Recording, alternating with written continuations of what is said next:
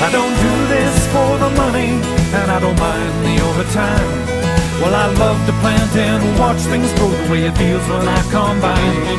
Sometimes it's hard because you never know if it's rain or wind or shine. But there's nothing I love doing more, and I'll farm until I die. All right, well, that is a hit in the making, Farm Until I Die. Music and lyrics and production by Ken Jackson. Now, he also has a day job.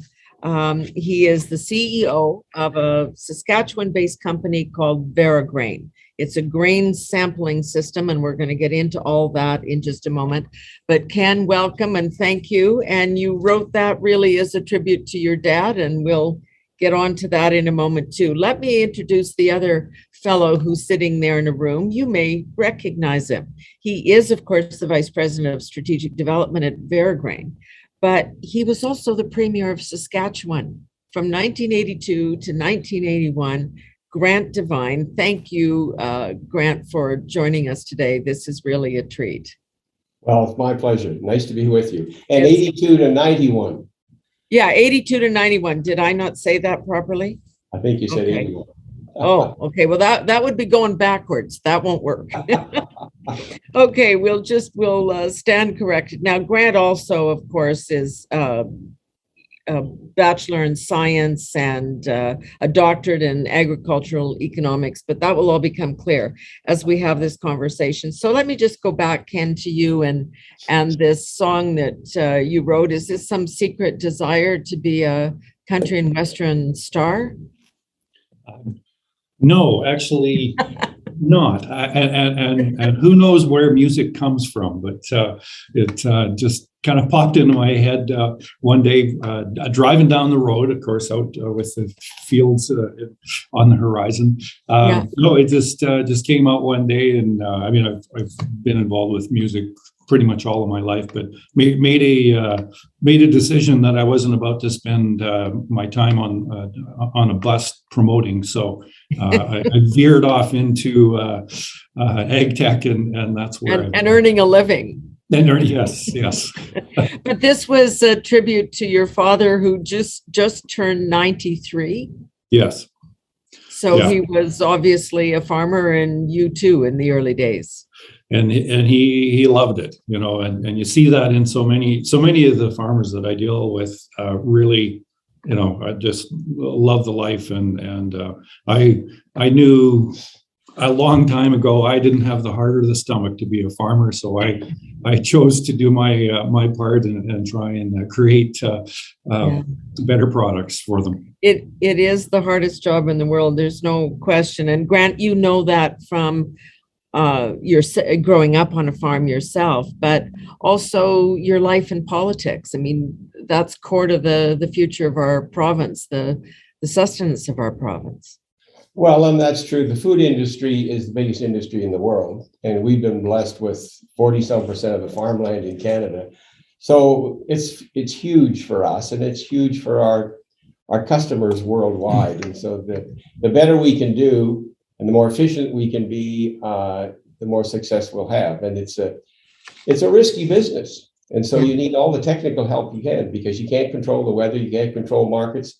So you have to be tough enough and strong enough. So that's why we're interested on an economic point of view on the whole efficiency of the supply chain. So it's really interesting to be involved with Ken as he's designed this bit of agriculture tech magic, if you will. The inventor of the process.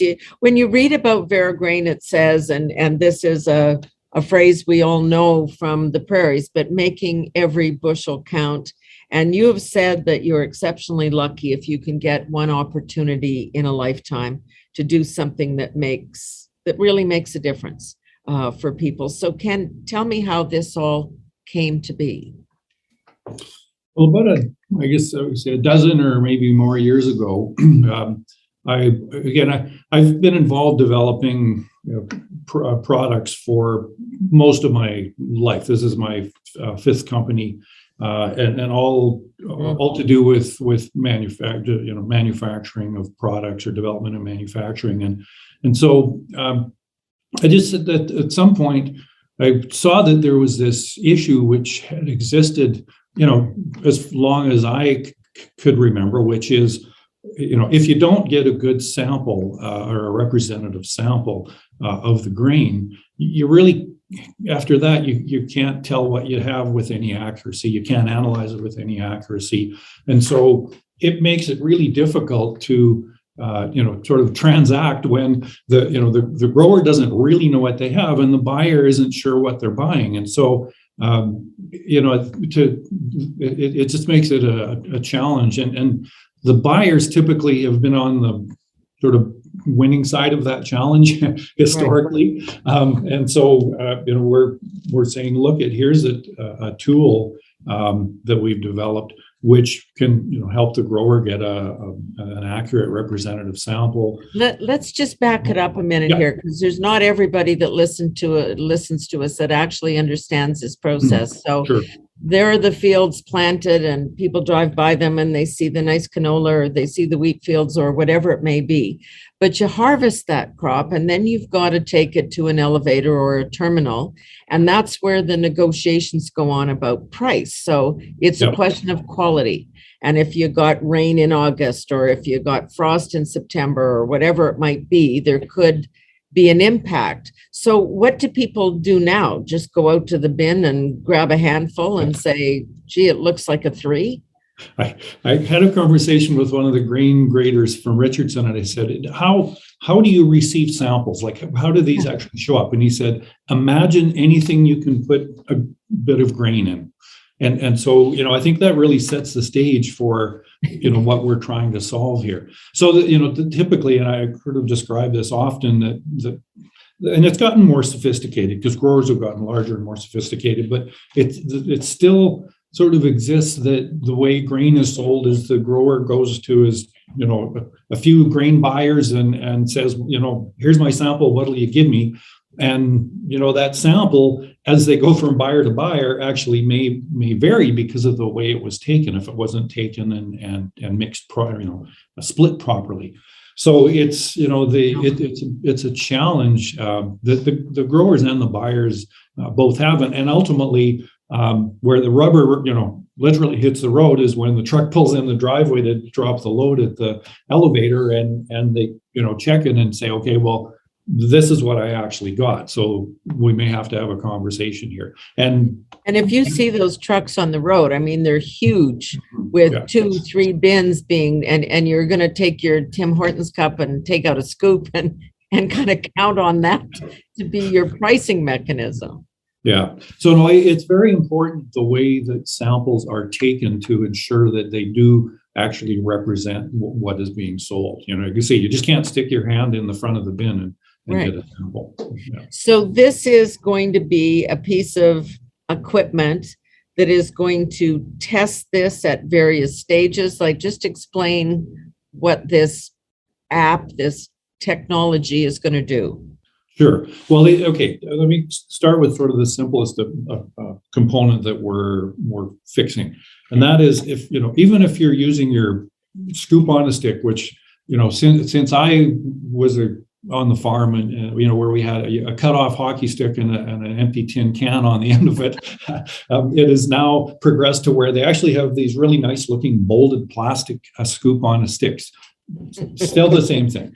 But if you are diligent about getting samples manually, you can still get a good representative sample. The fundamental problem is that, especially at harvest time, it's chaos and you're trying to get your truck emptied and get another bin ready to go and move the auger. And so, there's a lot of distractions. So we've developed a tool within our app, and the app is really the heart of it. So our smartphone app, which is Android or iOS compatible,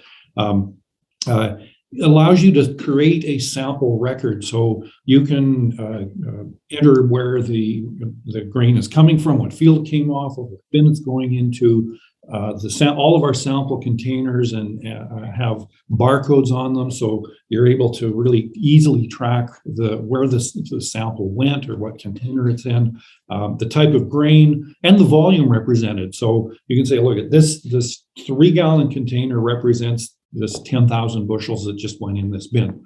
So it creates it's a record keeping mechanism that's really so much easier and so much more streamlined than what they're currently doing. And then within that, there's a tool that the phone will beep and vibrate when it's time to take a sample. So even if you're distracted off doing something, you can feel your phone beeping and vibrating. Oh, okay, I got to go get a sample. So that's sort of the entry level product, which is the digital record keeping and a sample. We call it manual sample assist. Now we have a fully automated sampling system, which bolts on the auger or conveyor and takes samples automatically. And you can go that way if you want.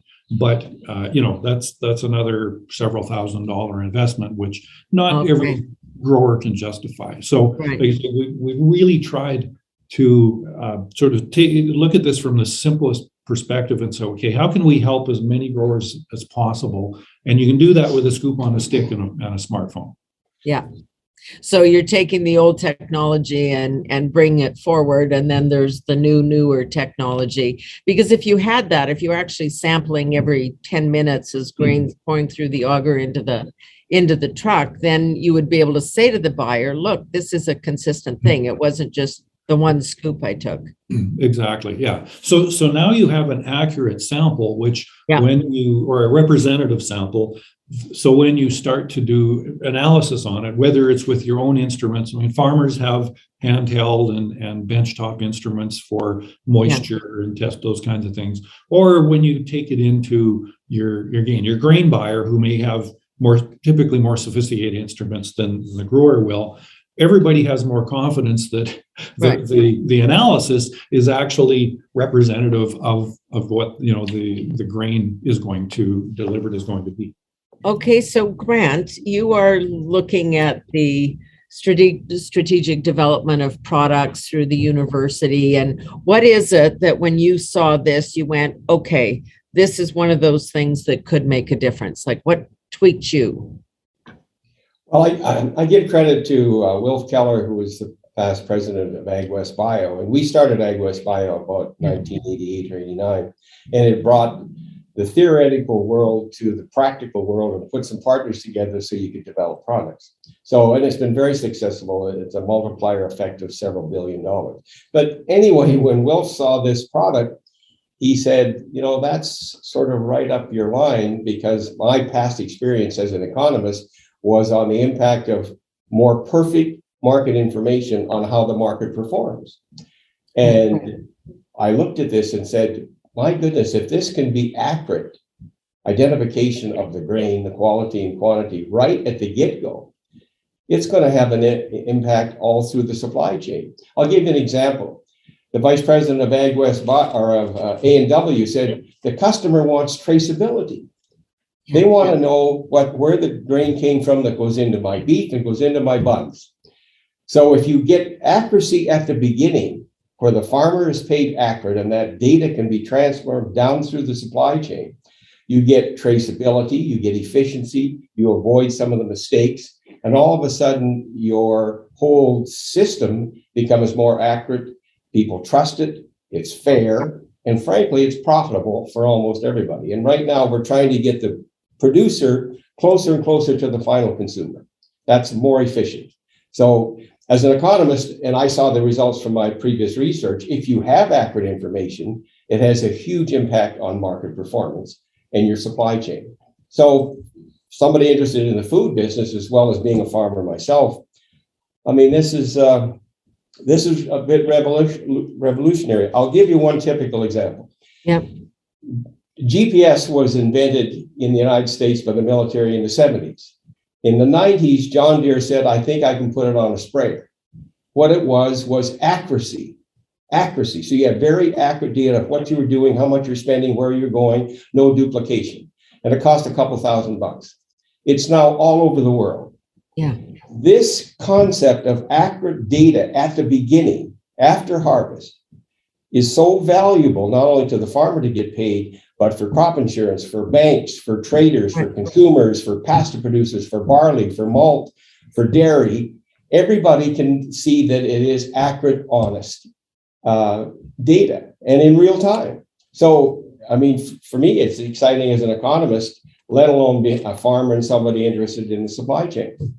And it doesn't cost much more than the couple $1,000, or as Ken can explain, a fraction of a cent a bushel to put it on your farm. And it could make you 50 cents a bushel. Could make you, I mean, it varies depending on the quality and the climate. Well, as you said before, Grant, this is such a risky business because honestly, a rain at an inopportune moment, which always seems to happen, or an early frost like that can change so much, not just in terms of the price for the farmer, for the producer, but supply all the way down the line, because if an A&W says, no, I'm only going to take top grade, I don't want any of that. I want to be able to say my buns are perfect there and my, the grain-fed beef is 100% accurate, whatever their claim may be, then you've got to know this. It's not just how convenient this is, or you might make an extra buck. This is core. Well, yeah, and frankly, there's no downside unless you've been making a little bit of money that you shouldn't have been. I mean, you can. Some people have resisted it a bit because they say, well, look, large elevator companies didn't get rich because they paid too much, right? I mean, clearly. But more and more of them are saying, you know what, we're better off if we know exactly what's going on. And if I'm loading 100 grain cars, I might as well know the truth. And so we can both get along here, so that there's less and less pushback, even from some people that maybe have been doing pretty well with inadequate information in the old system. I was interested, Ken, in what you said, that that this is your fifth business or idea here, because when you talk to people, and this is just true of people who live the rural life or particularly a farm life, you can't just run to the store to solve a problem. You need to figure it out in the basement or in the barn or in the garage, because you got nowhere to go. Were your other ideas more on that line, or were they higher tech like this one? This would certainly be the most complex product I've ever been involved in, because there's a fairly sophisticated hardware component and also the data management, and this is my first. Sorry, that's not my first experience, but the app is quite a substantial development. So, sort of the quick answer is, this is by far the most substantial project I've been involved in. And going back to maybe the simplest was a motorcycle accessory for years ago. So I've been. What was that? Just tell us that. Oh, it was just a safer. You see how these motorcycles are transported in the back of trucks or on trailers, and you need a way to hold them up safely. And we actually, my brother was involved. I think it was maybe his idea originally, but we turned it into something that actually a short story. I ended up chatting with Jay Leno about putting them on his fire truck. So it was kind of, that was a very fun project. And did it go, is it a viable product? Is Jay using it? Like, what happened? I don't know if Jay ever did, but it certainly was viable. The product line got sold off to an Ontario company, and the last I was involved with it, it was selling thousands of units a year. Wow. So it was a really fun project. That's the thing about insight, creativity. Grant, I know you're an economist, but I know you also look at these things and see it. Are we entering in Saskatchewan, do you think, another stage of our development where this just isn't about the quarter section farmer and making enough to, feed the family and move on, that this is now, we are in the ag, tech, food industry business in a very different way than we used to be? No question. Farmers are most of them are extremely well trained, can use technology. They're familiar with their phone. They're larger and larger acres, and they like to think that if they know what's going on, their information that they have is valuable. I'll give you a couple of examples. So if you have a couple 100,000 bushels of durum wheat, and it's been verified by VeriGrain. You know exactly the quality and all the characteristics. You can phone a pasta producer in Italy, and with a data trust or a blockchain or some combination of managing data, you can arrange the wholesale and the transportation. Now that is evolutionary, because you can do it because you know exactly and because it's confidential.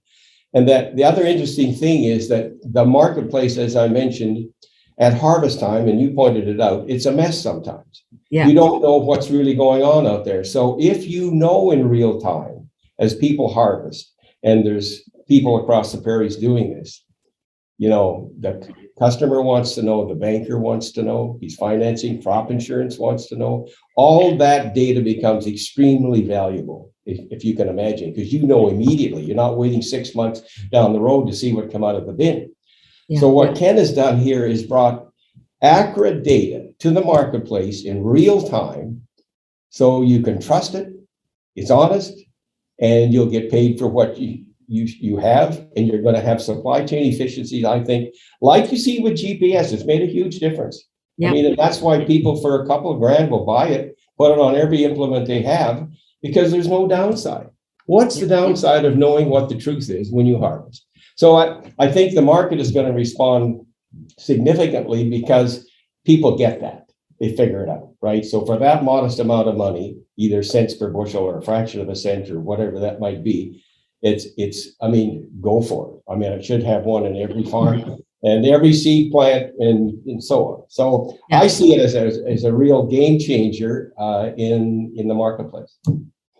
But when you use the example of the Italian pasta maker, I mean, is that what farmers now, what producers have to do? They've got to be not just leaving that to the elevator to sell to somebody else, to a larger, that you can do these deals yourself. I mean, how do you get it there? Yeah. Well, go ahead.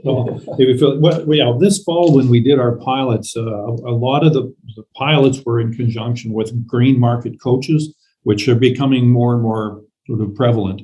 And what the coaches do is that they provide that sort of connection from the grower to those, not necessarily private deals, but grower direct deals. So Ken, what you're telling me is this is a dating app. Is that how this works? No.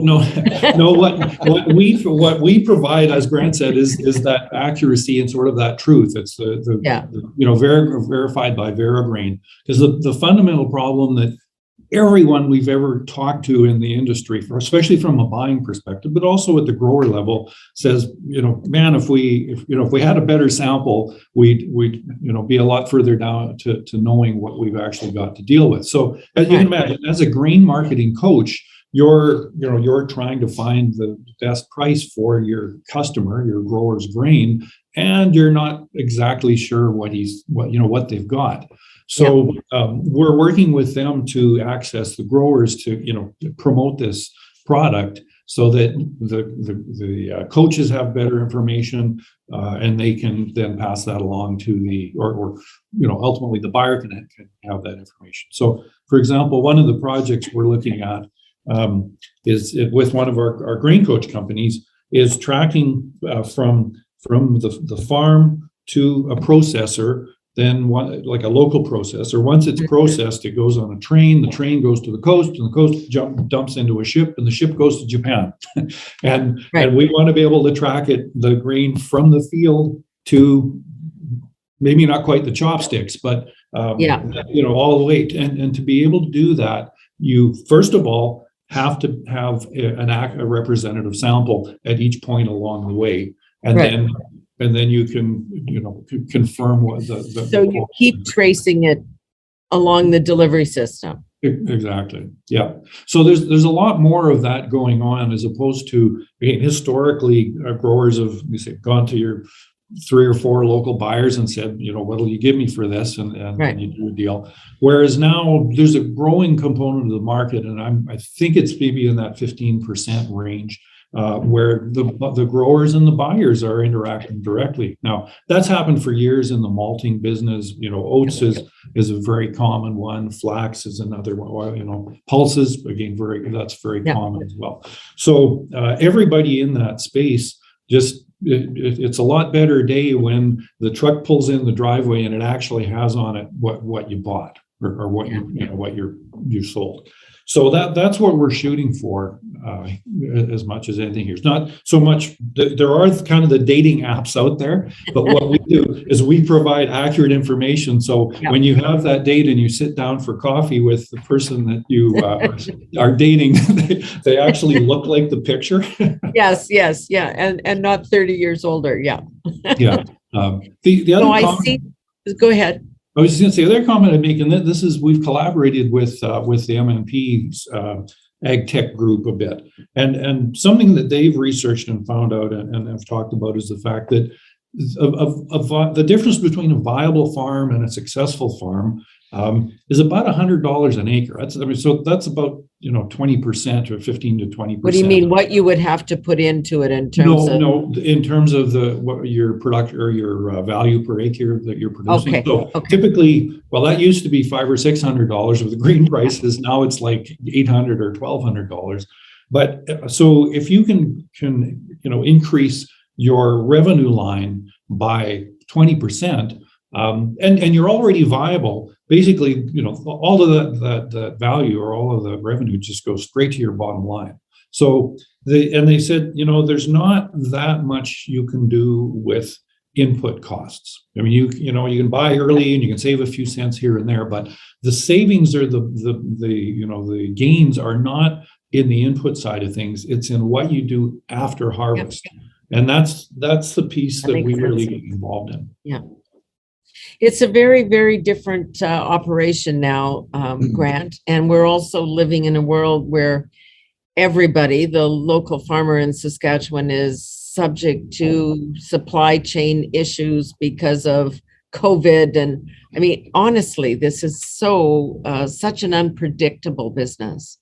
Yeah. Well, and there's a certain sense of satisfaction if you're a farmer and you face so much risk, because it's just the way the life is on the farm. But then you can get a little bit of market power because you know exactly what you have. That's like a leg up and a smile. And if that gives you a little bit more net profit at the end of the day, because you're getting exactly what you should, that's not only a feel-good thing, but it's a heck of a date. That's really valuable. And I can see these young farmers, and particularly these bigger farmers, like we sharing our equipment with a fellow that's farming several 100,000 acres. You got the seed plant. They're going to put the whole enchilada in that seed plant because they're doing thousands and thousands of bushels. And everything coming in and everything going out will be accurate. And so his people are excited about it because for the first time, they'll know, even though they love the farmer and even though they're farming themselves and they're selling seed, everybody knows the truth. And then you can trust the transactions. So it's market power for the farmer. It's actually more efficient information in real time for all the people that are going to buy and finance and put it together, the transportation system and the end buyers. And I'll just say, more and more people are trying to avoid the bulk marketing operation and go direct. And that is backed up by the demand for traceability. And that's right from the retail level, as I mentioned with A&W. So it's getting support from both ends of the supply chain. Yeah. The days of the small farmer, the quarter section farmer, the half section farmer, I noticed that even around my hometown, there used to be 10 farms as you go down the road. Now there's 2, because it does really have to be a big operation. You can't afford all of this, nor is it really worth it if you're farming a quarter section. Well, I will say that, the very, very large farms and the Hutterite colonies and so forth have massive bargaining power, right? Because they're so large. But if you're a smaller farmer, you can get a leg up by knowing exactly what you have. There's no downside in knowing. So if you're farming 5,000 or 10,000 acres and you want a little leg up, tell the boys, I've got it VeriGrain verified. I know exactly what it is. and I want to get paid properly. So it's like GPS. It doesn't cost that much in a relative sense to give you a nice lift. So I think it's going to be applicable to everybody out there. Is a lot of the high tech, I mean, when you see the pieces of equipment that now are driving around farms and they're all computer guided, they know where to turn, they know how much seed to put in this row, they know how much fertilizer is needed. Are we losing that touch with, with Ken's dad, the guy that wants to farm until they die? Well, I think it's somewhat inevitable. The technology is just such a big part of advancing farming, growing more. I mean, one of the challenges that I've seen over the last 30 years is there's been a lot of advances in growing more. We've seen production quantities, yields increase substantially, yet that's kind of hitting a bit of a plateau because you can only squeeze so much out, right? So it's from my perspective, we're focusing on, okay, what do we do after the field, after harvest, to ensure that the grain is used for its optimal purposes. And even a simple thing like the amount of spoilage or waste and loss due to spoilage from moisture, it's horrible globally, and even in the first world countries, it's a staggering number. So if you can identify early, grain moisture and temperature. So that's, and we look at where are we going from here? Okay, first thing, yes, we've got this an accurate sample. We've got a digital record of that sample. But now the next phase for us is, and you sort of asked about this earlier, but it's adding on sort of the technology so that in real time or near real time, you can get an accurate analysis of that grain. And there's already the technology exists to do that. And so we've got conversations going on with companies literally around the world that have those real-time technologies for analysis, so that we can know what's coming off the field sooner and make better decisions, and so that more of the grain gets used for its optimal purpose, and doesn't end up going bad. Wasted. No, I mean, this is the reality of the world. We need to grow more. The pressure is on to do that because we're talking about not just climate refugees, but food refugees moving around the globe in search of something more predictable. And so is it fair to say, Grant, that we are really going from breadbasket of Canada or of the world to high-tech hub? Is that overstating it, or is it a fair description? It's probably fair. I would say, some of the farmers that I know in the province here employ 25 families year round. Yeah. And so it's a different lifestyle. And you have a young couple and they're working for a large farmer. The guy may be running combines and trucks and sprayers and whatever. His wife is a grain coach, and they're working in the ag industry, and they're working with a large family farm. And I mean, I've seen several of those. So it's changed. And rather than, often these young people say that I'm going to, live in the country here, but after school, I got to drive to the city for sports and recreation and all these other things. The wife says, look, fella, we're living in the city and you can go out to the farm and you can live in the trailer during the day or night or whatever, but the action is going to be in the city. So that's changed the dynamics in many cases. And there's still lots of people who live on farms and ranches. Yeah. But for most of the non-school activity, let alone school activity, is in the larger centers, and you want your children to learn. So you can't spend all day on a school bus and all day then after school driving them back and forth and back and forth.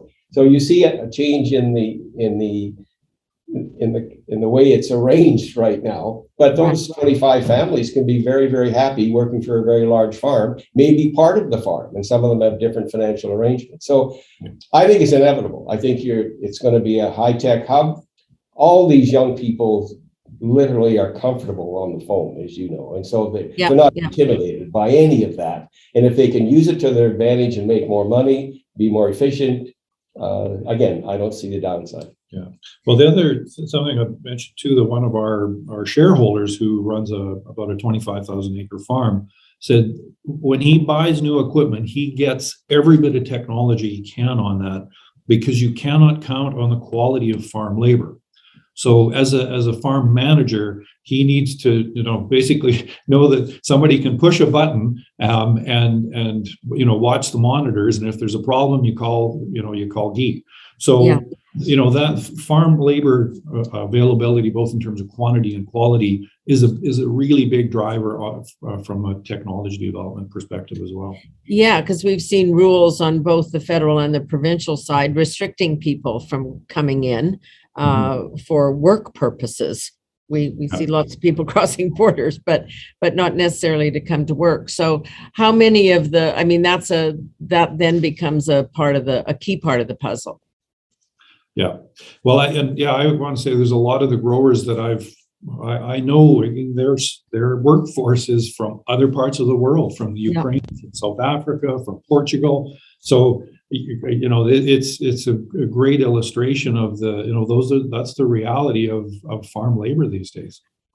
Grant, you do this through these high-tech operations based at universities sometimes, where you're seeing these ideas come forward.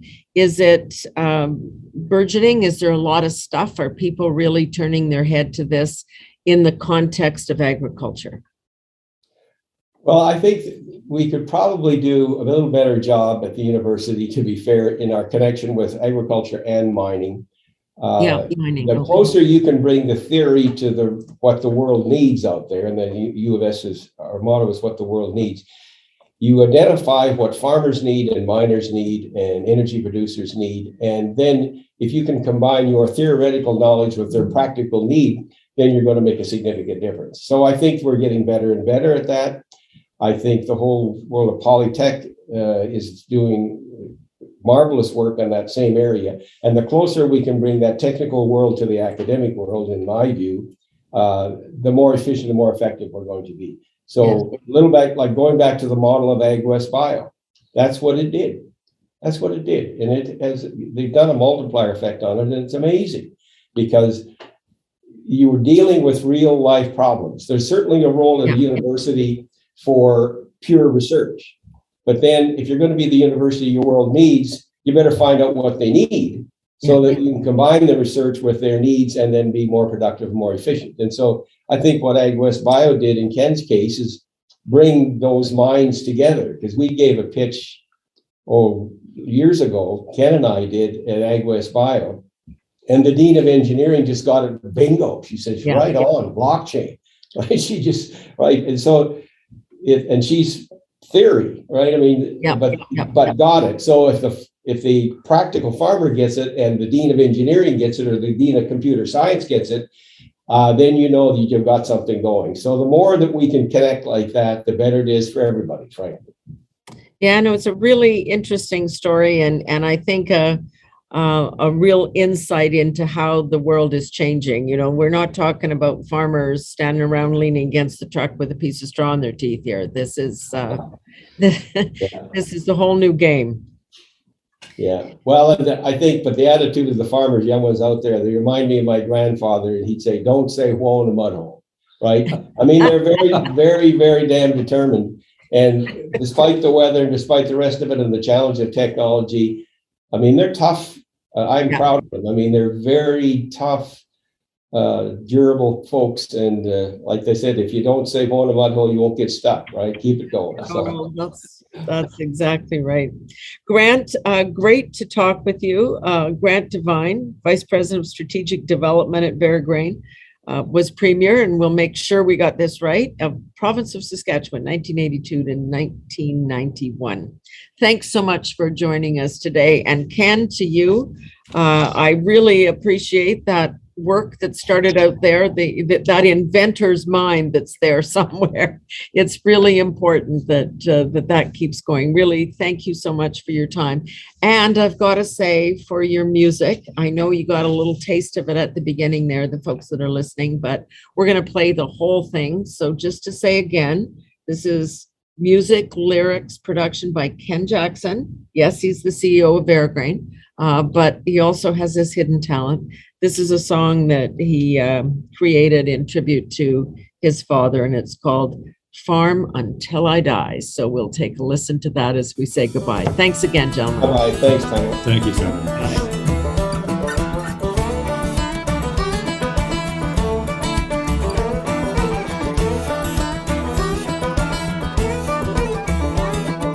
The light in the window means it's time to rise and shine.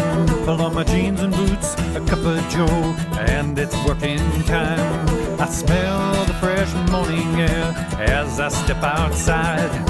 Man, I love this farming life, it's good to be alive. I don't do this for the money, and I don't mind the overtime.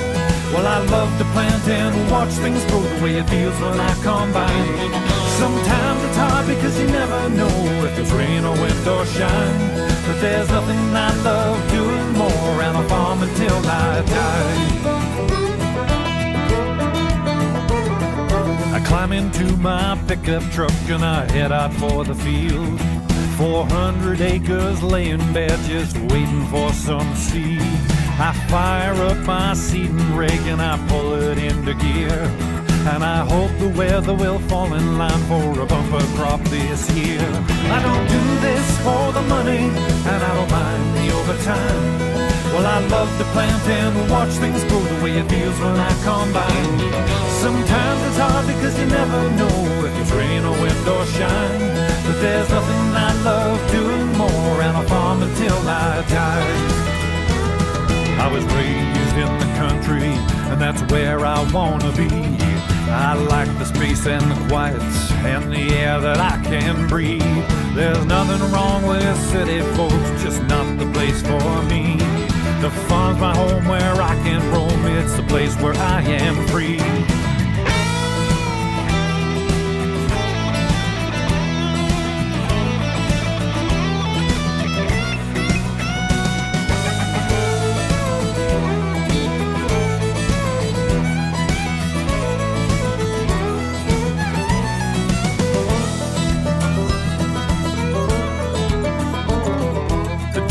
Getting hotter as the green fields turn to gold, but the nights are getting longer and soon there'll be the cold. We bring out the combines and the dust fills the air. Round and round as the crop goes down, harvest time is here. I don't do this for the money, and I don't mind the overtime. Well, I love to plant and watch things grow the way it feels when I combine. Sometimes it's hard because you never know if it's rain or wind or shine. But there's nothing I love